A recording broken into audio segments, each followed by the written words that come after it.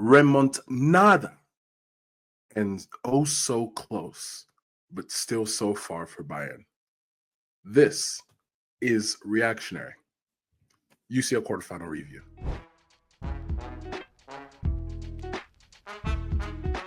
And welcome to another episode of Reactionary, where we literally react to everything. Now,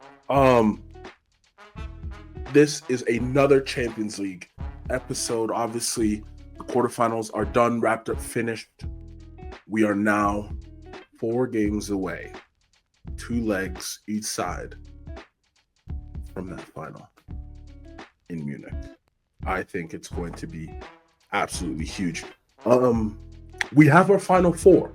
But we are going to first start with the defending European champions, Real Madrid, and the Gunners, Arsenal. Second leg. That's right. Arsenal, salute, respect, fantastic performance. 2-1 win, winning 5-1 on aggregate. 2 games away from your first Champions League final since 2006. 2006, bro. I was 7 at the time. Like, this is a literal picture of me the last time Arsenal was in a Champions League final. Think about that. That is insane, bro. I was 7 at the time. I am 26 now. Think, like, that is wild. You would think somebody like Arsenal with their history and stuff must have done this multiple times, but no, they haven't. Like, this is wild still.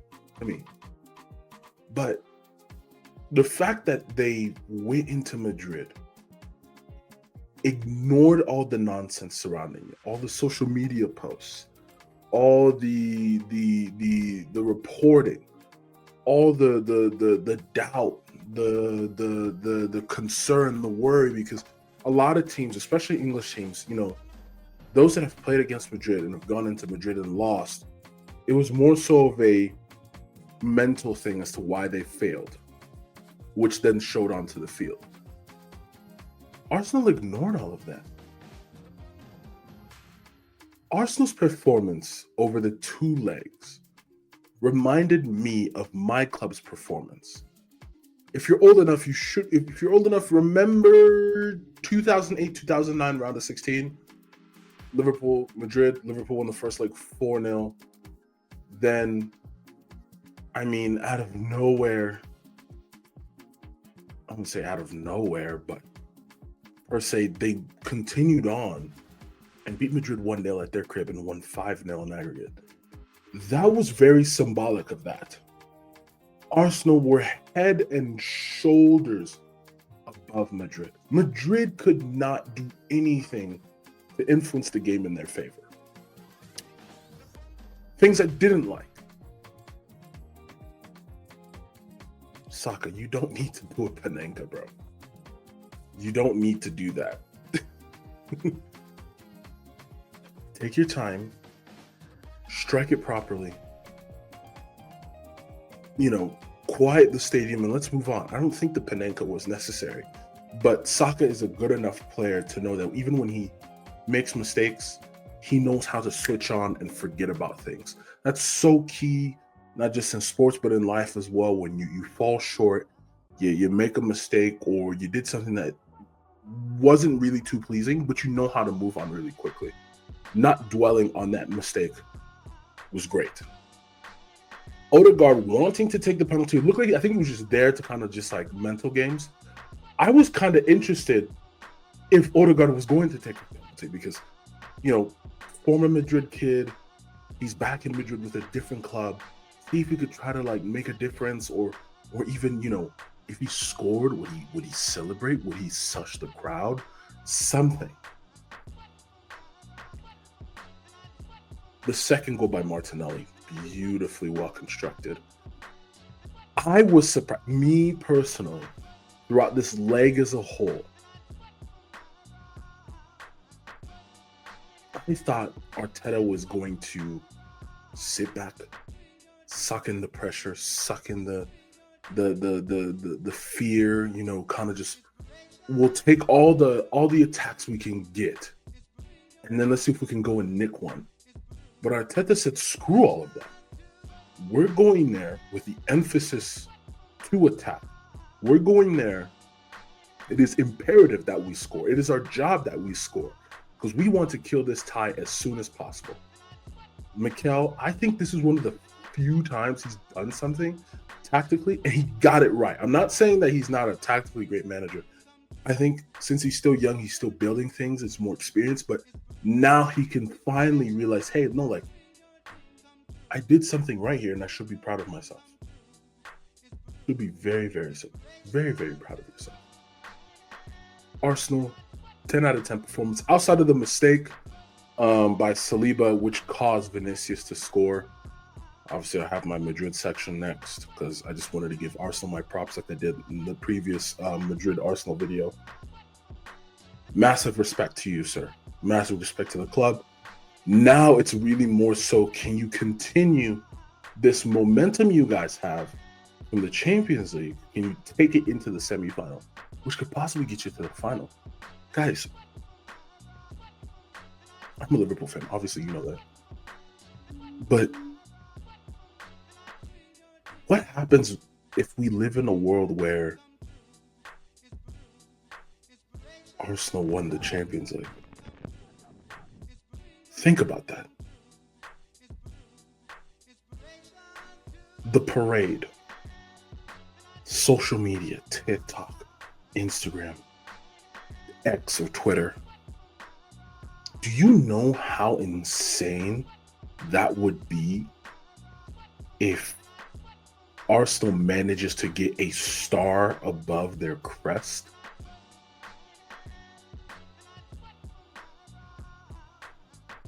I don't even know how to envision that, because that in itself sounds wild, but it's very doable because they have the players and the talent to get the job done. It's just so wild to me that the play hasn't translated into the Premier League. I understand they had injuries and stuff. Everybody's had injuries. I get that. But at the same time, it's just like, these dudes are good. But people also want to see you do it on multiple fronts. I'm not going to yap too long about Arsenal. I did in the very first video of this series. I give my respects to Arsenal. Fantastic performance. The fans deserve it. That club deserves it. Now can you just go and continue the darn thing and actually go and win it if it's possible? But you're going to run into a PSG that is not the same one you played in the league phase. I will talk about PSG later. I'm disappointed in you. What rubbish? How dare you? How dare you to do that? You don't have future here. You don't have future. You can never make it. Think about your life. What was all the fear mongering about? The social media posts. 90 minutes is long at the Bernabeu. 45 minutes is long at the Bernabeu. Tuesday, 9 p.m. If there's anyone else that can do it, it's Real Madrid. You dropped a stinker, fam. A stinker.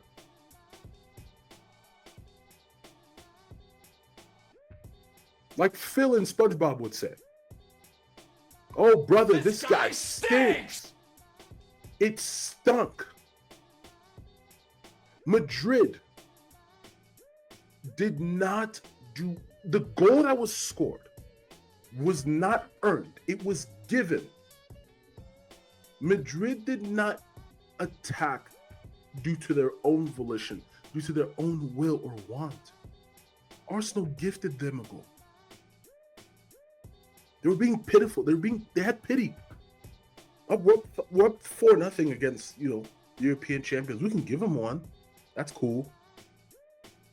But Madrid did not look like the Madrid we've been scared of. And if you're of a different football club, or the Madrid we're supposed to fear. This was a low standard performance. Courtois, he did right. He did all right. I mean, he's a goalkeeper. He's 6'8". Did his job, but unfortunately, it wasn't enough. The defense, shaky. If I sat here wanting to speak about person per person, this is a 30-minute video. I do not want to do that. I like to keep these reactions concise, detailed, but not long. The attack, my Lord in heaven. Nowhere. Mbappe crying for fouls. No effectiveness in the attack. Jude, he looked in, like lethargic, and I don't know why I keep saying that word, but that's the truth. He looked, like there's a lot of weight on the shoulders. All the talking from Vasquez, from Bellingham on social media, from Vinicius on social media, the Madrid fans on social media. And that's another thing that I don't like about this era in sports is the social media fans. It's too much influence. Yes, we are allowed to have an influence, but there's got to be a certain limit, maybe, where people were being cocky, but cocky in the wrong sense. The UCL heritage thing. Yes, Real Madrid has won 15 European Cups or Champions Leagues. Yes, they are the standard of winning. Yes, in club football. In Europe, more specifically. Yes, I get that. But UCL heritage is not a football tactic. UCL heritage will not get you through rounds. UCL heritage does not score goals. UCL heritage does not save shots. UCL heritage does not give away fouls or ridiculously foolish penalties. UCL heritage does not cry for fouls or try to fearmonger referees. UCL heritage is stuffing that you have off the field, something that you can prove to people, but it is not a footballing tactic. It does not play the sport for you. That's like telling the Boston Celtics between 2009 and I believe 2024 or 2023, let's just say, we got 18 NBA titles, man. We got NBA heritage. NBA heritage is gonna get you through 7-game series. NBA heritage isn't gonna stop a player from dropping 45, 10, and 9 on your head in a game 7 or something, in a game 6, in a series decider. We need football fans to stop with this idea that heritage is a football tactic. That's what I get when I see stuff on social media. It's annoying. It's funny. It's comedic because when it bites back in the butt, it does not taste good. It does not feel good. Madrid were poor, tactically poor, physically poor. Ancelotti, I don't know what it is. They're now saying that he's done after April 26, Copa del Rey final. See us. Hasta luego. Au revoir. Auf Wiedersehen. I don't know what else I was gonna say, but I don't get it. Those Madrid players do need a new voice. They have the players that are needed to continue to win stuff, but they need a new voice. Me personally, I wasn't a fan of the Mbappe move. I wasn't. I believe that it was more so a flex signing than a football signing. Madrid needed a midfielder. Madrid needed a number 9. They got rid of Jose Lu, which I thought he should have stayed. Because Madrid were pinging crosses like we were watching Wimbledon, French Open, US Open, Aussie Open. There was nobody there to put it away. Jose Lu was the guy to put it away. Mbappe was nowhere to be found. Vinicius really was the only light in the attack. He too didn't even have a great game. When we speak of narratives, it becomes very scary because now it comes to a point where, yes, Mbappe leaves PSG, who I will speak of next, goes to Madrid, could possibly go trophyless. You're second in the league. You're about 4 or 5 points behind Barca. You're in the Copa del Rey final, but you've already lost twice to Barcelona in embarrassing fashion. The aggregate score currently is 9-2, including a 4-0 drubbing at the Santiago for the whole world to see.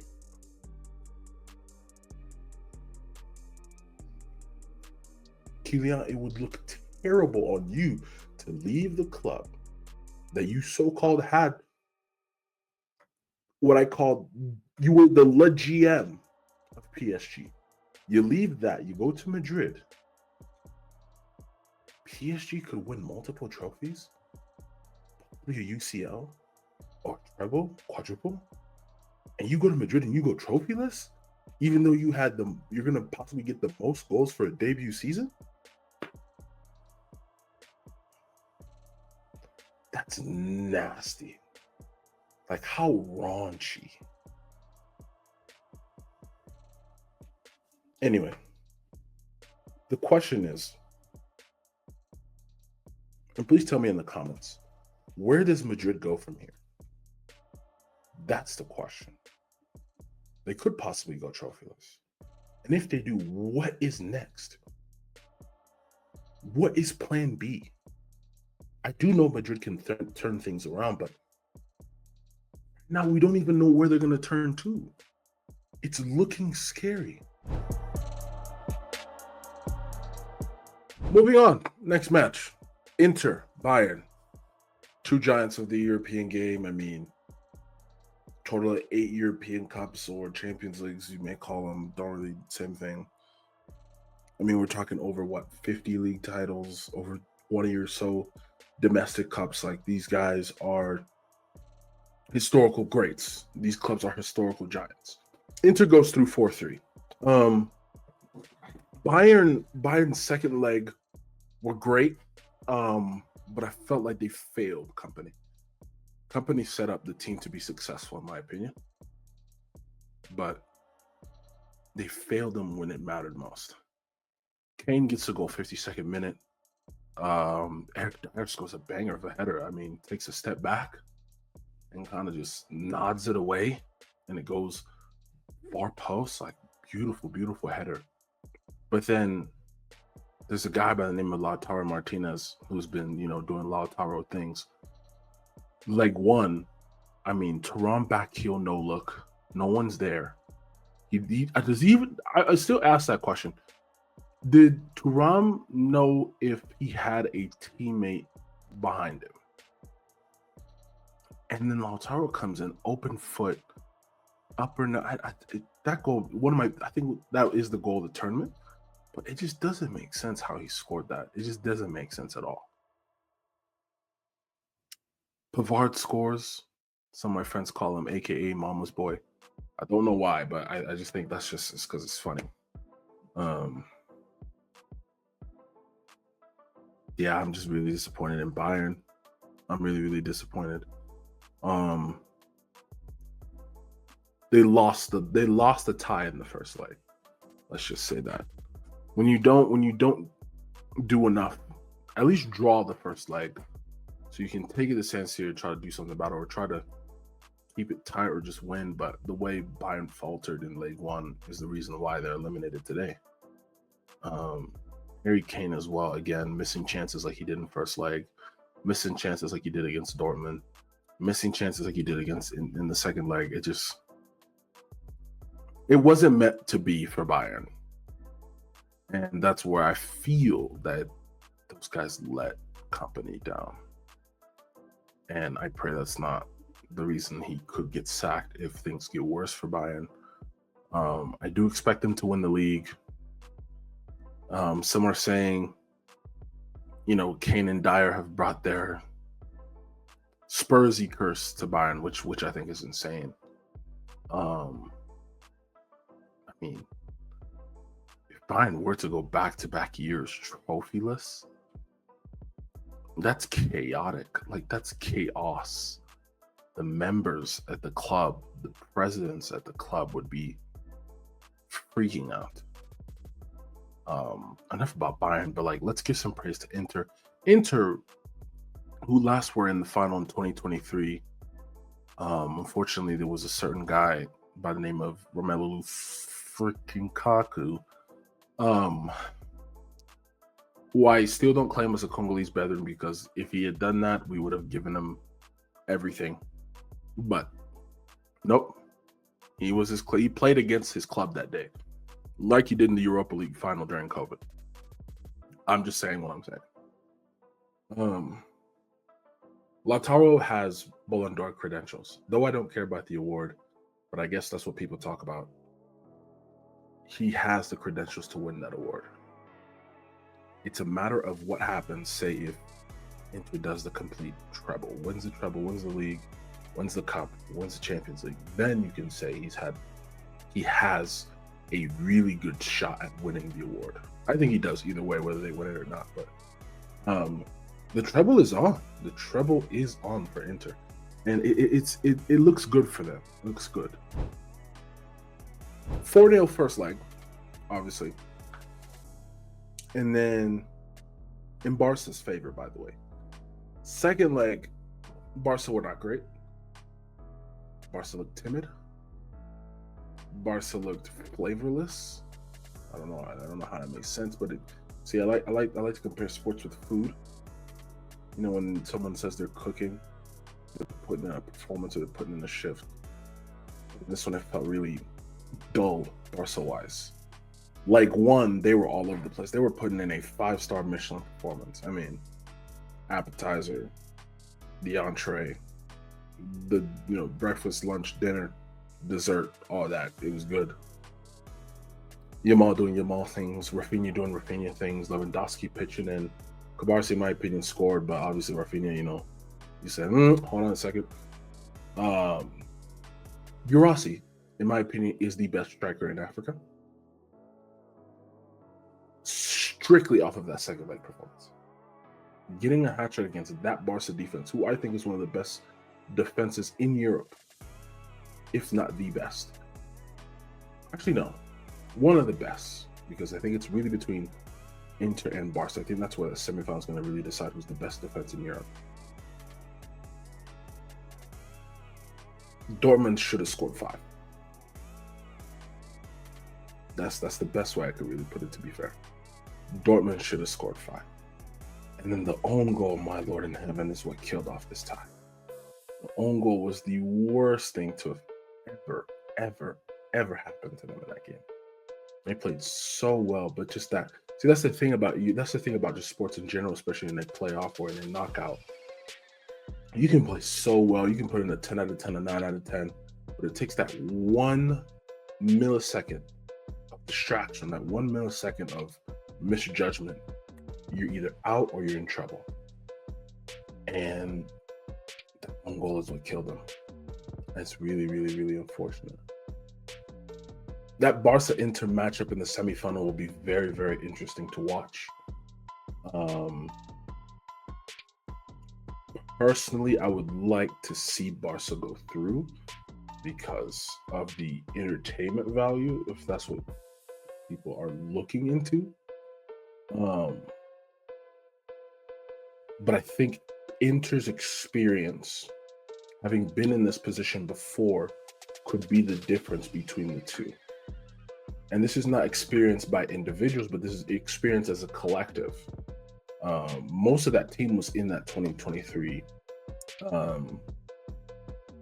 heartbreaker of a defeat to Man City, who I believed if they won, they were the ones that would possibly start a new chapter of Italian clubs becoming consistent again. Or right now it's Inter who carries the Italian flag. I don't know how I got back into Inter, but it's going to be fun. I'm really, really looking forward to that Inter-Barca matchup in the semis, because best offensive team, one of the best offensive teams, one of the best defenses, going head to head, back and forth. I mean, it's gonna be a fun matchup. On to the last match. Final game of the quarterfinal phase: PSG and Aston Villa. 5-4 in aggregate. Leg one is where, again, it's the same thing with Dortmund. Leg one is where the tie died. Aston Villa took the lead. Remember, Aston Villa took the lead leg one. And then Dembele, Kvaratskhelia, all those guys really just turned it up a notch and securing that 3-1 win. And then you get here, and obviously that one goal might kill off the tie, but then Aston Villa's like, screw all that. Even though we're down 2-0, we're still going to find a way to make this tie interesting, and they did. McGinn's goal, fantastic. Konta, way to be there. Rashford, second half Rashford. First half Rashford was a ghost, in my opinion. Second half Rashford turned it up. Assist to Konta, setting up play well. Yuri Tillemans, great goal in the 35th minute. But again, not playing Ollie Watkins. You're the club's top scorer. I would have talked to Emery and be like, Coach, really? You would have needed me in here. Asensio should have scored. Doesn't. Opens up his body and he puts that left hand past the goalkeeper, bottom left corner. Completely different tie. Watkins scores that. Can I fault? Okay, I can fault Emery for not playing Watkins, yes. But Villa should hold their heads high because they still have an opportunity to get back into Europe, and that's by winning the FA Cup, which I think, I won't say they will, but they have a big shot. They play a Man City in the final. I think Villa beats them. I don't trust City, but Aston Villa should be proud of themselves. Now PSG, my friends, you are close to doing something very special. Very, very special. To become the first team to win the European Cup since '93, which was Marseille, and I believe possibly the first French team to win a European trophy in general. I think it was PSG, because that Cup Winners' Cup in the late 90s. They can do something crazy.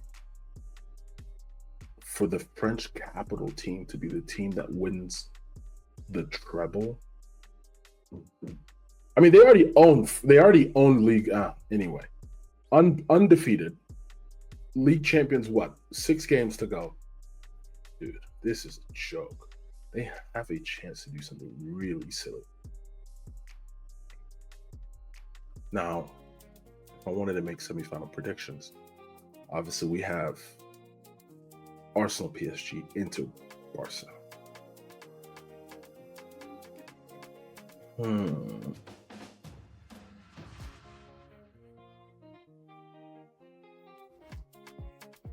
This is a hard one, but please let me know what you think in the comments.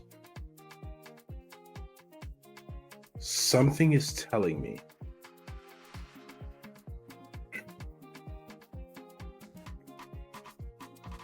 it's either Inter either Inter Arsenal or PSG Barca. I don't see a different matchup. I get that Barca Arsenal would be entertaining. Barca PSG entertaining. PSG Inter would be interesting. But Barca PSG final, attack on attack. If you watch old European finals, I recommend you watch the 2001 UEFA Cup final, or which is now called Europa League. Liverpool Alaves, 5-4 after golden goal. That's the type of game I would see at Barca PSG, because it's a goal fest. You got Lamine Yamal, you got Robert Lewandowski, you got Rafinha doing their thing. Then you got Doué, and then you got Dembele. Then you have Kvaratskhelia. That is destined to have goals. 3, 4, 5 plus goals, maybe 6. we could have a first-time winner, which is very, very interesting. Me personally, I believe the competition needs a new winner. Obviously, Inter and Barca combined for also 8 Champions Leagues. So maybe Barca has 5, Inter has 3. PSG and Arsenal have never won it before. I think it makes it a better feeling when you see new winners, in my opinion. Like it makes the competition, obviously either way, even if it's a new winner or not, but it's still a competition to like go for. But it gives hope to the clubs that want to reach that stage. That's pretty much it, guys. I was reactionary, a bit more calmer this time. Still looking at trying to get to the UK. Had some changes with my job. Kind of disheartened, but it is what it is. You gotta make the best of it. At the same time, NBA playoffs will be coming out, so I'm going to try to do some reactionary to certain matchups that I think are more interesting to the eye for me in either conference. I will do a rugby reactionary as well pretty soon. I think State of Origin or some summer international stuff like that. So more vlogs are coming out soon. So just, thanks for watching. Thanks for being around. Don't forget to like, comment, subscribe. Follow the socials. Let me know what you think. And I will see you on another episode of Reactionary, where we react. We literally